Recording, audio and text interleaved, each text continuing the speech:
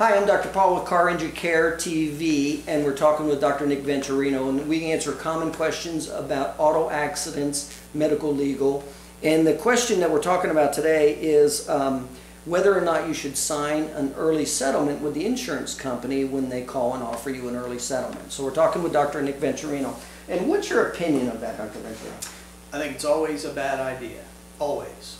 And it is pretty common now, isn't it, after an accident, that the insurance company will immediately call the patient and try to get them to settle for kind of pennies on the dollar, isn't it? Absolutely. And the sooner they can get a hold of you, the better.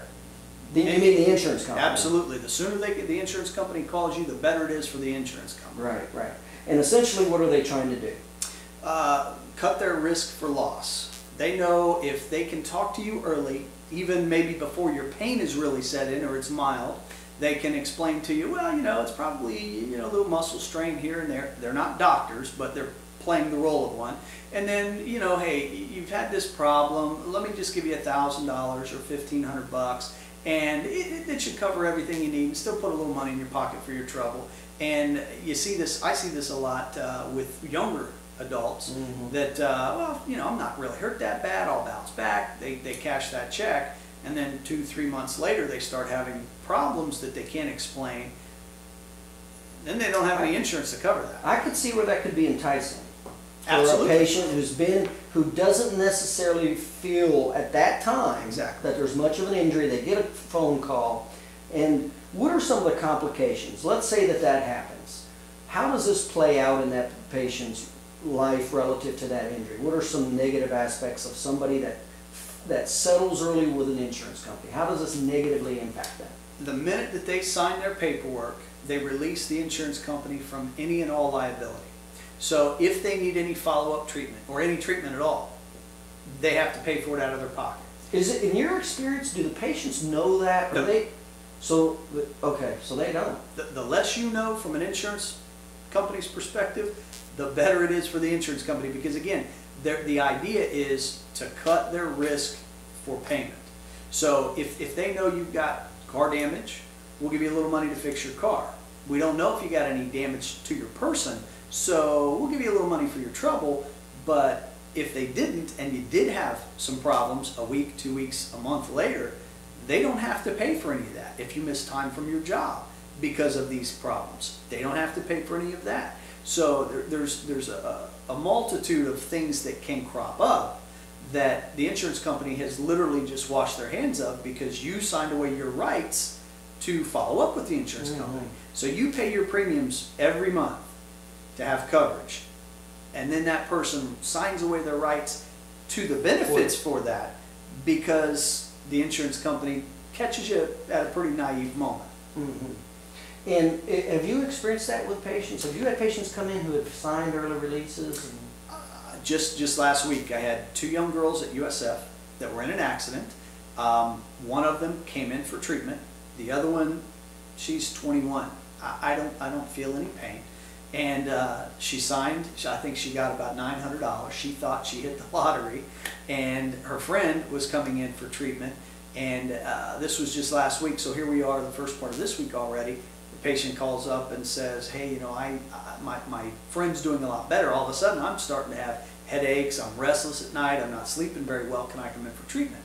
So, of course, at this time, we find out she settled her case 2 days or so after the accident and find out she's got no benefits. Well, she doesn't have any health insurance as a student, so she's having to pay out of pocket for this, and she just simply can't afford it. So she just has no access to health care or no way to pay for it. So that's not uncommon for somebody who's in an injury and an accident not to have immediate symptoms right away.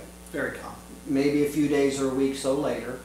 And then they may sign off not thinking there's anything wrong, and they just sign away all their rights. What is the likelihood, like in that example, that this person can turn that around, or is it over? She's just lost all her rights relative to her insurance coverage. It's a contract that you're signing. So when you sign to get auto insurance, they're contractually obligated to protect you if you have a loss, if you have an accident. When you sign away those rights by taking settlement, you've given up any and all rights to any of that contractual benefit. So you're basically saying you'll take in her case, the $900 and you can keep those benefits, I don't need them. Well, when she finds out a week or so later that she's starting to have problems, well, that $900 is all she has for treatment. And if, God forbid, she needed an MRI, $900 is gone right away. Right.